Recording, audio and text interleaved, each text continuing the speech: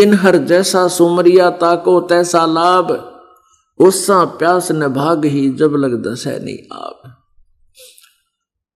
अपनात्मा जैसे इस दास का जन्म इसी क्षेत्र में था, हमारे ऐसे परिवारों में था कि वो सपने में भी राम का नाम याद नहीं रखा करते। कभी सपने में भी मुंह पर हमने राम का नाम नहीं सुना। हमारे माता पिता दादा दादी चाचा ताऊ ये बेचारे अपने खेती करा करते थे, उन नेक आदमी थे, किसी का बुरा नहीं करा, सपने में भी नहीं सोचा। अपना मजदूर की तरह धंधा करा, किसान का काम करते थे और अपना करके खान में इनकी दृढ़ता थी, निश्चय था।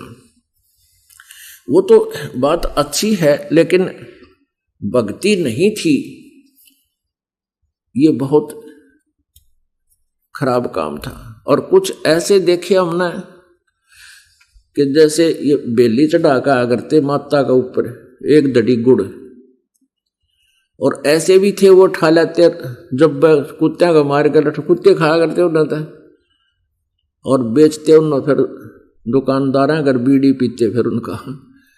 यानी ऐसी स्थिति हमारी आ चुकी थी, भगवान से डर रहा नहीं था।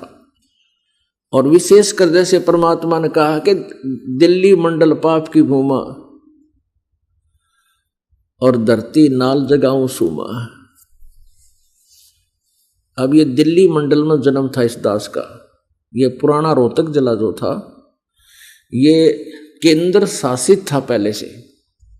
अंग्रेजों के समय में रोहतक जिला, पुराना रोहतक जिला, अब तो उसमें 3-4 जिले बन गए, और पूरी दिल्ली, तो ये केंद्र शासित था। यानी केंद्र का जो राजा बनता था उसका सीधा उससे संबंध रहता था।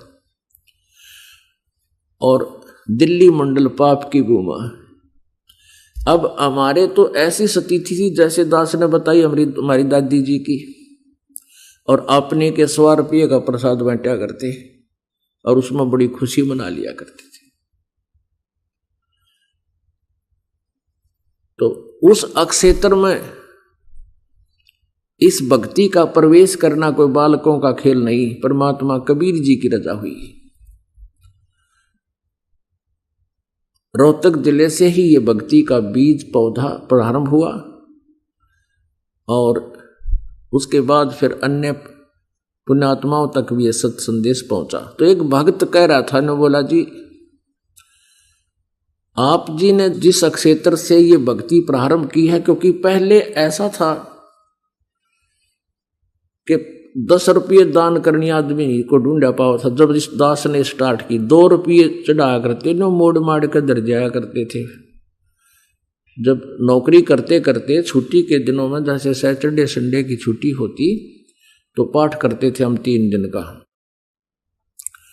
तो शुक्र को चले जाते थे, शनिवार एतवार को भोग लगाते थे।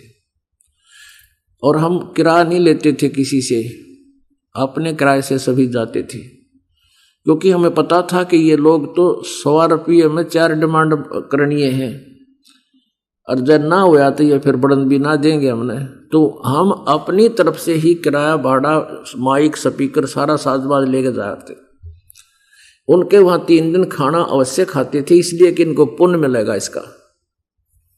और वो पाठ करते थे।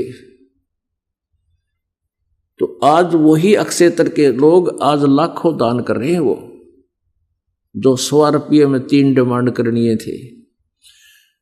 और एक भगत कह रहा था जी, युग अक्षेत्र तो ऐसा है, ऐसा भगत है कि एक बार एक आदमी की भैंस खूगी, दूध डाली, लागड़ भैंस गुम होगी, और पिता पुत्र भैंस ढूंढने चल पड़े।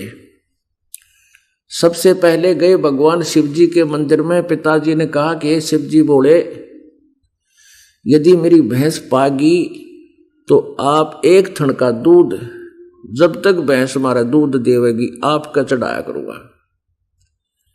एक थन में जितना दूध सुबह शाम का होगा सारा आपके यहां समर्पित किया करूंगा, मेरी भैंस मिल जाए। दूसरे मंदिर में गया विष्णु जी के में 1 थन का वहां संकल्प कर दिया। तीसरे में गया हनुमान जी के, वहां 1 थन का वहां संकल्प कर दिया। चौथा माता के में गया, वहां 1 थन का वहां संकल्प कर दिया, और ऐसा ही कह दिया।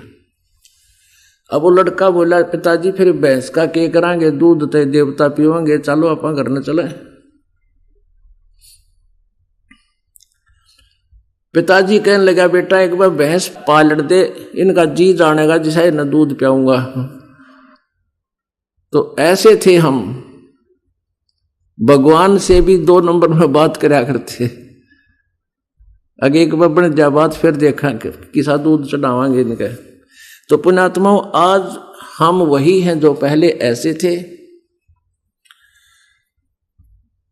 कहते हैं पहले परमात्मा हमें धन देता है, हमारी 100 प्रकार के आपदाओं को दूर करता है। सबसे पहले हम कहते हैं बीड़ी शराब मांस तंबाकू आप जी बिल्कुल नहीं छुओगे, ना फिल्म आदि देखोगे। शराब जो पिया करते थे उन्होंने शराब त्याग दी, बीड़ी पीते थे उन्होंने बीड़ी त्याग दी, सिगरेट त्याग दी। एक आधा भक्त